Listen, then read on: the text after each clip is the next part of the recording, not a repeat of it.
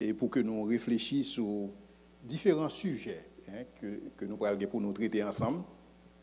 Sujet que nous avons traité à soi, c'est comment l'Église chrétienne est capable de préserver et défendre les valeurs spirituelles, valeurs morales, valeurs traditionnelles dans une culture postmoderne. Et si nous regardons, nous avons un pile gros mots et dans ce sujet à formuler, il parle de préserver, il parle de défendre et des valeurs spirituelles et il parle tout de postmodernité. Alors nous sommes capables de brancher PowerPoint. Nous allons commencer avec citation ça de Martin Luther. Tout le monde a entendu parler de Martin Luther qui était vivant entre 1483 et 1546. Martin Luther dit un bagage que m'estime qui est extrêmement important. Je dis que si nous défendons le Christ, et si nous défendons Christ sous tous les angles, sans tenir compte des domaines dans lesquels il est présentement attaqué, nous n'avons pas vraiment défendu le Christ. Parce que c'est une plus grosse déclaration que, enfin, en dehors de thèse et que Martin Luther a fait que nous connaissons. Si nous tous là voulons défendre Christ, nous appelons à défendre Christ. Mais domaine côté nous défendre Christ, nous avons besoin d'assurer nous que c'est notre domaine ça où Christ vraiment attaqué. Et peut-être si nous t'a posé nos questions pour commencer pour me t'a dire nous dans quel domaine est-ce que nous pensons Christ vraiment attaqué? Nous t'a mettre des 2-3 réponses. Dans quel domaine nous pensons actuellement là dans la génération noire? Dans quel domaine la foi chrétienne vraiment subit un pile attaque? Quelques exemples. La déité de Christ. Est-ce que Jésus-Christ, c'est bon Dieu? Est-ce que Jésus-Christ, son monde? Est-ce que même Jésus-Christ existait même? Donc ça, son domaine, côté la foi chrétienne, prend attaque. Est-ce que, comment? La vérité. Est-ce que Gombagaï qui relève la vérité qui existait? Et si gon vérité, est-ce que vérité ça li applicable à tout le monde? Est-ce que chaque monde va une propre petite vérité pas ou gain vérité pas ou moi gain vérité pas à chacun sa vérité? Nous allons mettre dans le troisième domaine côté la foi chrétienne vraiment subi attaque. L'inspiration des Écritures. Et ça c'est un domaine côté la foi chrétienne subit un pile attaque parce que réalité est simple. Si on ne dit pas quoi dans l'inspiration des Écritures, lorsque on prêche monde ça ou citer Jean 3 verset 16 pour lui, car Dieu a tant aimé le monde, qui ça dit d'après vous-même? Absolument rien. Parce que lorsque le prend la Bible, elle voit son livre, même avec n'importe l'autre livre, un livre qui sans valeur, et puis vous-même vous dire Jean 3 verset 16. Pas lui dire rien. L'autre domaine que la foi chrétienne attaque en pile, c'est dans le domaine miracle. Est-ce que miracle est crédible? Est-ce que le monde est capable de mettre foi dans le miracle? Si on dit qu'on pas croire dans le miracle, est-ce qu'on pense à croire dans la résurrection de Jésus-Christ, qui c'est le plus gros miracle qui va jamais fait? Donc, lorsque nous disons qu'en tant que chrétiens, nous prêts, nous voulons armer nous pour nous défendre Christ, défense n'a besoin de faire dans le domaine. Et c'est ça que fait, nous avons besoin d'utiliser toutes les âmes, tous les outils que bon Dieu est capable de mettre à disposition. Nous avons besoin d'utiliser les Écritures, nous avons besoin d'utiliser la raison. Nous avons besoin d'utiliser tout domaine, parce que, même avec Augustin t'a dit, toute vérité vient de Dieu. Le monde n'a pas fait vérité, c'est bon Dieu qui fait vérité. Et que c'est que vérité a exprimé dans la biologie, que vérité a exprimé dans la chimie, que vérité a exprimé dans la physique, que vérité a exprimé dans n'importe quel domaine, toute vérité sortit dans bon Dieu. Puisque toute vérité sortit dans bon Dieu, c'est ça que Jacques dit, toute grâce excellente et tout don parfait vient de Dieu. Donc, dans ce sens, nous avons l'obligation, lorsque nous défendons la foi chrétienne, pour nous utiliser toutes ressources bon Dieu. Parce que toute vérité sortit là, est bon Dieu. Et donc, il y a plusieurs domaines côté la foi attaqués, mais il y a un domaine actuellement là, si nous voulons, c'est un domaine ou bien une vision du monde qui mettait la foi chrétienne beaucoup plus en péril. C'est vision du monde, ça. On parle de vision du monde, on parle de façon que le monde ouait et interpréter la réalité. C'est vision du monde, ça, que aurait le postmodernisme. Il est capable de paraître comme un gros mot, même pour dire nous plusieurs bagages et nous allons rendre compte que nous, effectivement, dans ça que aurait le postmodernisme, et comment c'est une plus grosse attaque que le christianisme a subi. Et je me demande si c'est pas en perspective de postmodernisme, de vision postmoderne de la vie, que Jésus-Christ a dit, quand le Fils de l'homme reviendra, trouvera-t-il la foi sur la terre? Parce que c'est exactement dans la période que nous avons vu, dans la période postmoderne. Et Jean que je vais le présenter dans la période postmoderne pendant les 3 jours de conférence, aujourd'hui avec 3 l'autre jour, je vais le présenter dans le postmodernisme comme si nous voulons une plus grosse attaque que l'ennemi commun que nous avons fait sur la foi chrétienne et qui présentait comme Jean-Paul relait la grande apostasie. Côté en pile monde a abandonné la foi, côté en pile monde a servi mon Jésus-Christ qui pas compatible avec le Jésus des Écritures, et en pile monde a adoré un bon Dieu qui pas compatible avec le seul vrai Dieu et qui est révélé dans les Écritures. Donc c'est ça que je vais présenter par nous-mêmes. Mais avant que moi entre dans la définition concept postmoderniste, je vais faire nous 2-3 bagailles que nous qu'on a dit, que nous qu'on entendait et qui fait que concept ça, même lorsque nous pas en pile monde pas contre mot ça postmodernisme, mais on entendait ça. Par contre, ce qu'on a parlé au monde qui dit bon, ça c'est interprétation du texte là. Ça dit c'est ça penser ça texte a dit. Nous pas entendre ça. Ça c'est interprétation. C'est où vous voulez croire comme ça. Ça c'est affaire pas moi-même affaire pas ou une façon croire moi-même une façon me croire. Automatiquement quand nous on a réfléchi comme ça, la réfléchi à partir d'une vision du monde postmoderne. Parce que dans le postmodernisme, toutes bagages sont question d'interprétation. Et chaque monde a une interprétation par eux, et pas une interprétation supérieure par rapport à l'autre. Si interprétation par là ou dit supérieure par rapport à par là, ça veut dire que vous oppressez, vous opprimez. Parce que le monde là, il vient fonctionner comme il y a dans un pôle oppresseur et opprimé. C'est soit qu'on a un monde qui a oppressé, soit qu'on a un monde qui est opprimé. Donc c'est comme ça que le monde là vient balancer comme il y a, et je vais le présenter comme ça puis devant. L'autre réalité, tout, par contre, si nous avons des gens qui ont dit que, qu'est-ce que c'est la Bible, ça, c'est moi, mon abjam capable de comprendre. Déjà, la Bible charge contradiction. Par contre, des gens qui ont dit ça. L'un, on dit ça comme ça pour dire, montrer mieux dans la contradiction. Parce que le plus souvent, on a répété après, on n'a pas fait devoir de maison. Donc, le comme ça, pour dire, bon, mieux dans la contradiction, et pour avoir des difficultés pour le dire. L'autre bagaille que mon qu'on dit tout, et pour capable ouais et question postmoderne, c'est lorsque mon a parlé avant et bien on dit comme ça que comment fait qu'on est bon Dieu de parler et comment même fait qu'on est que bon Dieu existait même. Par contre si lorsque un monde dit ça, est-ce que ça pas sembler à parole ça que serpent a dit Ève et dans le jardin Dieu a-t-il réellement dit? J'ai l'impression que Satan c'est le premier philosophe postmoderne qui gagne. Parce que c'est lui qui commence à mettre doute dans la parole, dans l'esprit monde. Et il y a des gens qui allaient pile dans le raisonnement, qui disent comme ça que, bon, ou dit comme ça que dans la Bible, ça, c'est comme ça que bon Dieu t'a révélé tête.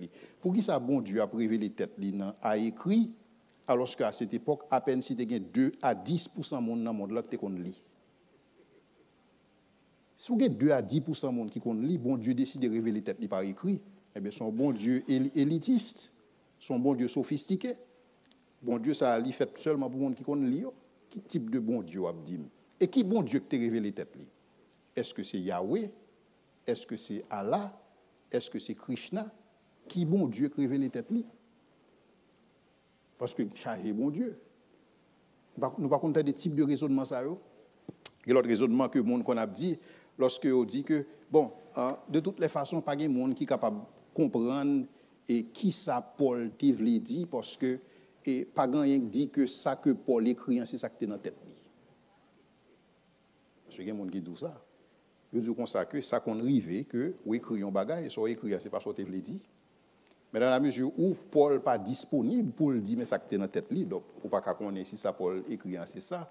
Donc c'est-à-dire que à chaque mon interprétation pas. Donc là on face bagage ça trouble les fois. Et c'est ça que m'estime que l'important que bagage ça parler l'église au lieu que parler dehors.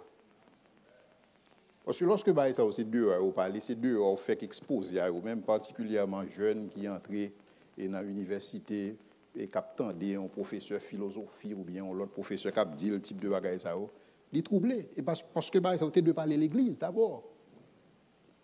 Il y a une organisation ici à que les Barna, et Barna réalisait que au moins 75% de jeunes qui finissent le collège n'ont pas retourné à l'église encore. C'est terrible. Pour qui ça? Parce que le problème n'est pas soulevé dans mi-temps. Parce qu'en pile fois, ça qui fait dans mi-temps, c'est plus côté émotionnel là, mais pas côté rationnel là. Or, même bon Dieu qui bat nos émotions, bat nos raisons. Tout. Et donc, nous sommes capables d'équilibrer les bagailles.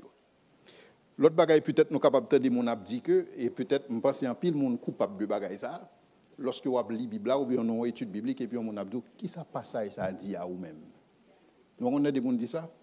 Et bien, lorsqu'on dit ça, c'est parce que on est influencé par la philosophie postmoderne. Pour qui ça? Parce que le passage biblique là pas supposé dire un bagaille à vous-même. Le passage biblique là doit dire même bagaille à tout le monde. Une seule vérité. Donc la Bible a une seule interprétation. Tout texte a une seule interprétation. Il est capable de plusieurs applications. Application c'est une, mais interprétation est unique. Donc un texte pas qu'à interpréter plusieurs façons. Donc, il y a une façon que un texte biblique doit interpréter. Donc, le texte n'a pas qu'à dire un bagage à vous-même.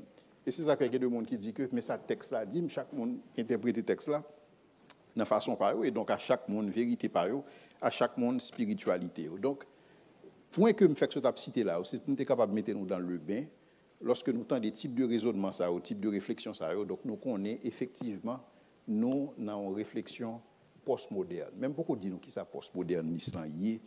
En fait, nous allons commencer avec une définition. Nous allons présenter nos deux réalités sur le postmodernisme. Nous allons présenter d'abord, si nous voulons, comme un mouvement historique, et côté le sorti pour nous arriver là, dans une société postmoderne. Je me souviens ça a 25 ans de cela, et l'Angleterre a dit lui-même, il est entré dans une phase, côté il est entamé dans une société post-chrétienne. Donc, c'est-à-dire que la question christianisme, au final, chapitre ça. C'est donc longtemps. Maintenant, nous avons une dimension beaucoup plus postmoderne. Donc, je vais présenter nous le postmodernisme d'abord comme un mouvement historique, parce qu'il y a une histoire qui mène nous là. Et deuxièmement, je vais présenter nous postmodernisme comme étant une idéologie philosophique, un idéal philosophique, si vous voulez. Donc, une façon que le monde comprenne la vie, une façon que le monde interprète la vie dans ce sens-là.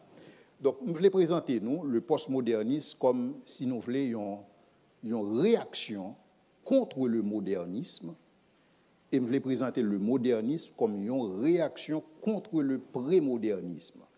Donc, si on prend l'histoire de l'humanité, on est capable de diviser en trois phases, sur le plan historique.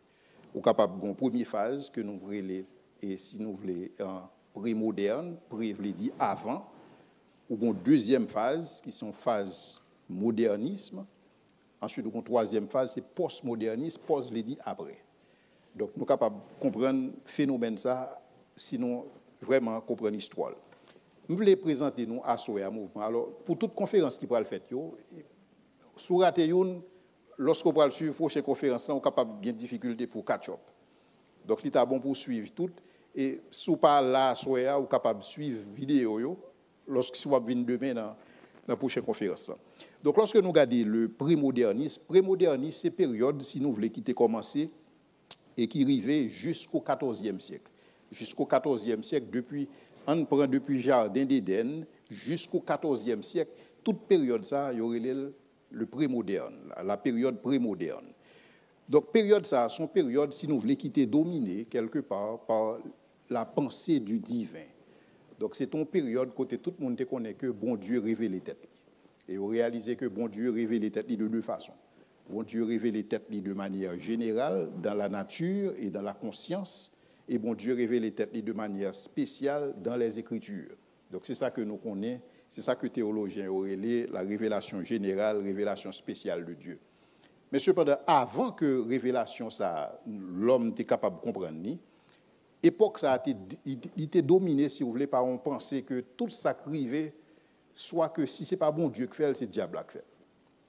Donc, vous avez une réflexion vraiment qui chita sur le surnaturel pour un pile bagaille. Ça va dire que tout le monde à cette époque, qu'on a réfléchi dans la dimension, ça, il n'y a pas de connaître que une série de bagailles, c'est nous-mêmes qui sommes responsables. Parce que lorsque vous appelez proverbe montre catégoriquement, il y a deux bagailles, vous faites, il y a des conséquences. Donc, conséquences, c'est vous-même. Ce n'est pas nécessairement bon Dieu qui fait. Et ou capable de jouer une bonne conséquence ou capable de jouer une mauvaise conséquence. Une bon bagaille, instruire l'enfant selon la voie qu'il doit suivre, nous tout contexte ça. Lorsque nous parlé de l'époque ça, c'est une époque tout côté monde te pensé que vous êtes capable de gagner si vous voulez la connaissance par observation directe de la réalité. C'est-à-dire que si vous observez la réalité, vous êtes capable de connaître la vérité, vous êtes capable de connaître des bagailles qui sont vraies là-dedans. Et à cette époque, ça t'a pris comme conséquence que vous avez défini l'homme dans un certain sens que l'homme est différent de l'autre espèce. Donc l'homme, il était well comme un monde qui est spécial et il était well comme un monde qui sorti dans bon Dieu. Il était well l'homme comme étant un monde qui possédait une valeur intrinsèque, c'est-à-dire qu'une valeur en lui-même, c'est pas une valeur en dehors de lui-même. Une valeur en vous-même, c'est que ou pas une valeur en fonction de l'éducation, en fonction de compte en banque en fonction de ce qu'on fait, mais ou gain éducation, ou gain valeur de par vous-même, de par type de monde que vous avez. Et à cette époque tout, il était quoi que puisque l'homme lui-même lui sorti dans bon Dieu, l'homme était supposé moral. Donc il voit ça comme faisant partie de nature l'homme même. L'homme lui-même lui doué moral. Et on te comprendre que l'homme doué moral non seulement parce qu'il sorti dans bon Dieu, mais parce que moralité son bagage que bon Dieu fait.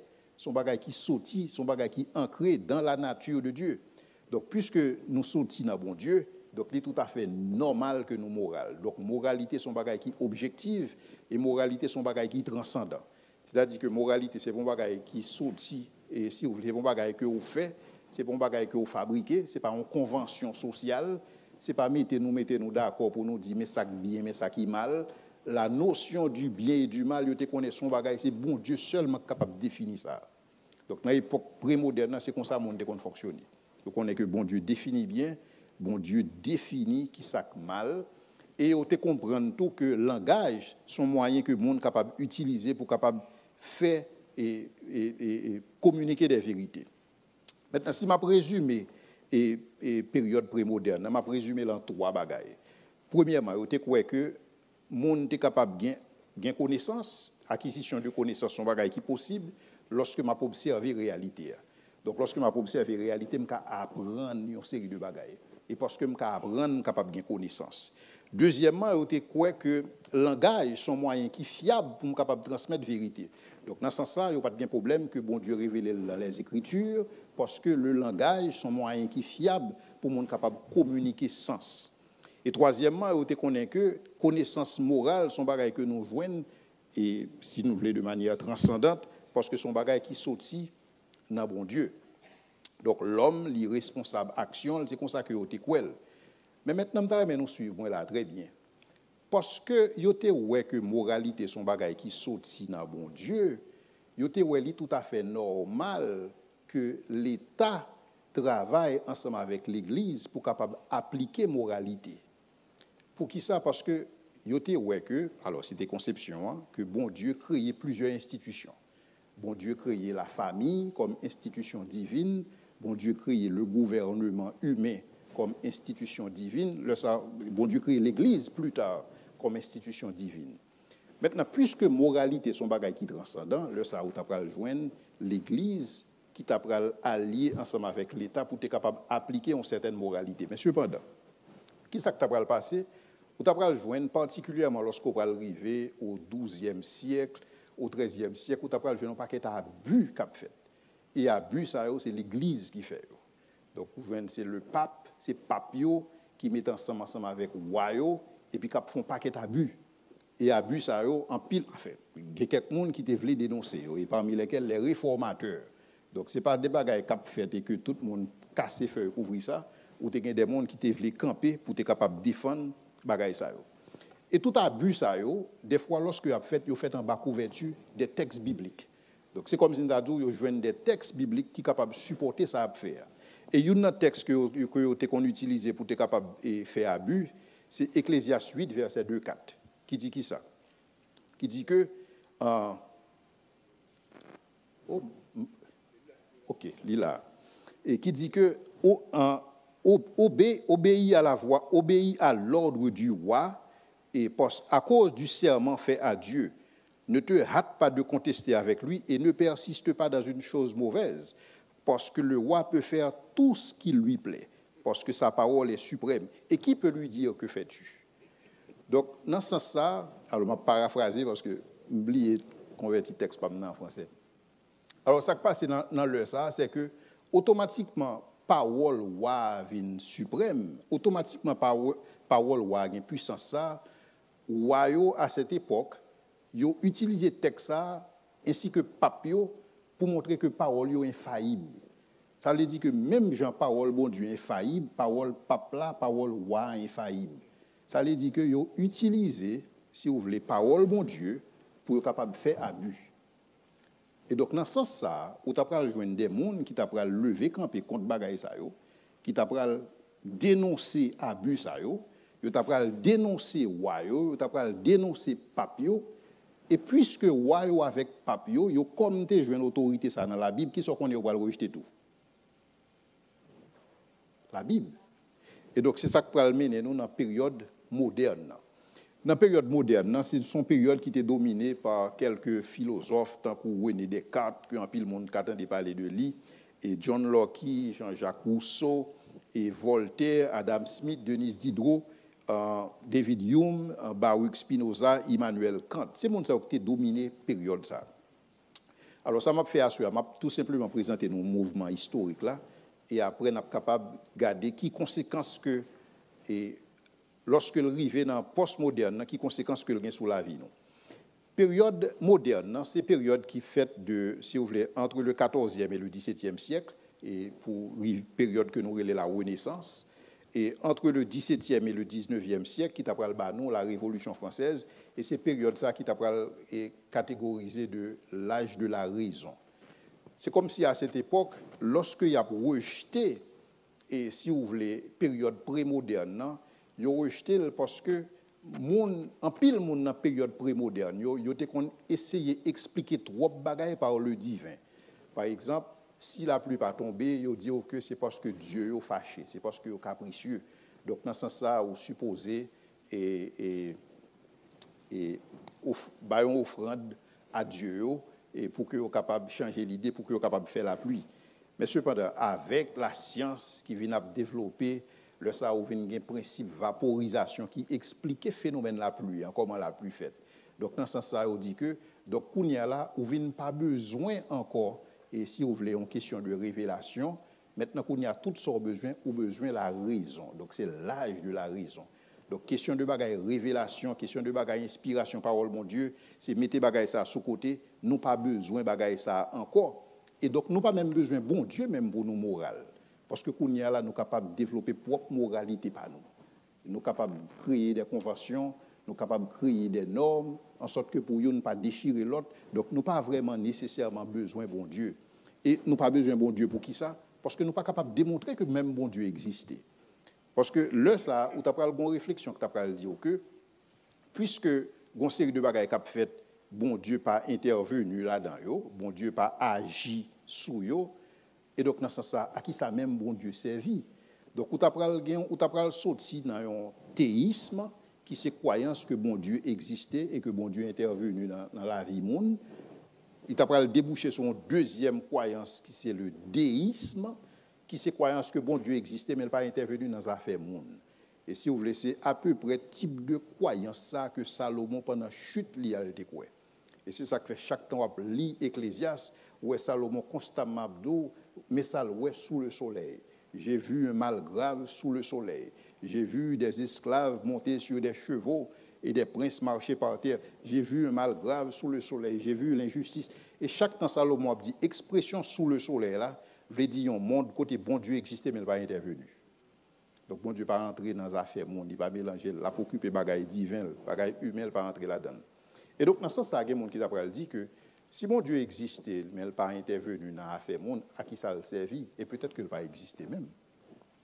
Et donc, dans ce sens, où tu as gagné un challenge qui t'a mettre en place par rapport à l'existence de mon Dieu.